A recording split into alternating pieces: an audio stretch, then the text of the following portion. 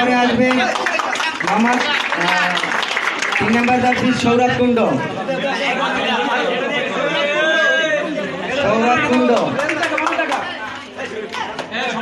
জাহাঙ্গীর হোসেন খান এক ত্রাসের নাম।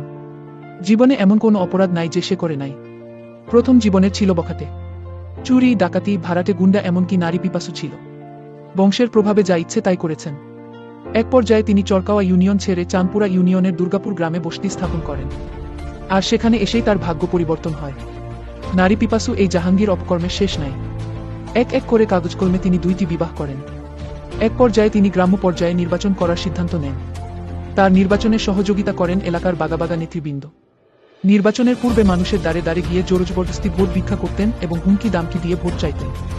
তার বিরুদ্ধে কিছু বলতে গেলে তার বখাতে আত্মীয় স্বজনের হুমকিতে থাকতে হতো। এক পর্যায়ে আওয়ামী লীগের ওয়ার্ড সভাপতি পোস্ট নিয়ে এলাকার আন্ডারগ্রাউন্ড টপ সন্ত্রাসী হয়ে ওঠে। ভয়ে মানুষ মুখ খুলত না। এলাকার যত প্রতিষ্ঠান আছে কমিটি গঠন হলে সভাপতির পোস্টটা তাহাকেই দিতে হবে। এমনকি মূর্খ হয়েও হাই স্কুলের সভাপতি পোস্ট নিয়ে নেন।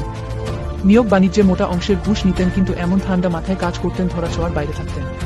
তিনি উপজেলা এমনকি সরকারি ভোটের মোটা অঙ্কের টাকা নিয়ে প্রতিনিধিত্ব করতেন এবং সে যে দল করবে সেই দল এলাকার সবার করা লাগবে, নতুবা সকল ভাতা বন্ধ, হামলা মামলা দেওয়ার হুমকি দিত। এমনকি মহিলাদেরও ছাড় দিত না, তাদের অকাথ্য ভাষায় গালিগালাজ তুলে নেওয়ারও হুমকি দিতেন। সালিসিতে টাকা খাওয়া, তার স্পেশাল সন্ত্রাসী বাহিনী দিয়ে জমি দখল, কেউ জমি বিক্রি করলে দালালি ভাগ, এমনকি ত্রাণ তহবিলে ব্যাপক অনিয়ম।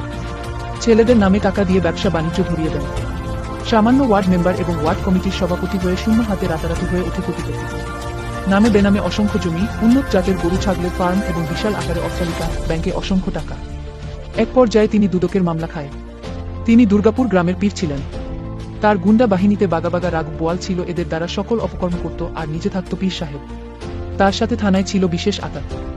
মানুষকে ধরিয়ে দেওয়া আবার টাকা খেয়ে ছাড়িয়ে আনা তার কাছে ছিল ডাল ভাত।